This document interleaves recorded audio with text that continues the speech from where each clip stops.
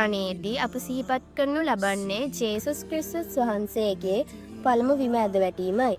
ශුද්ධ ලියවිල්ලට අනුව උන්වහන්සේ තම දේවත්වය පස කළා මනුෂ්‍ය ස්වභාවයකින් යුතුව තම දුක් ප්‍රාප්ති ගමනට ඇතුළු වීමේදී කුරුසියේ බරමෙන්ම වෙහෙසකර ගමන නිසාවෙන් උන්වහන්සේ බිම ඇද වැඩෙනුයේ තමගත දුබල වීමත් සමගය.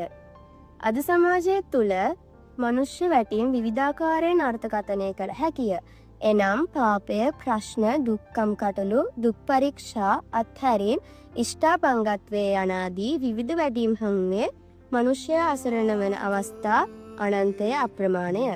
එනමුත් අපට මෙම ස්ථානය තුළ සිහිපත් කරනුයේ හුදෙක් ශාරීරික වැටීමකට වඩා ආධ්‍යාත්මික වැටීමක් පිළිබඳවය. දෙවියන් වහන්සේ සමග තිබෙන යාඥාවේ සම්බන්ධතාවය හමුවේ බොහෝ අවස්ථාවන්හි අපට දැනෙන දේ නම් ඔවුන් වහන්සේගේ වැඩ සිටීම අප සමග තිබුණද එය වටහා නොගැනීම හෝ නොදැනීමයි.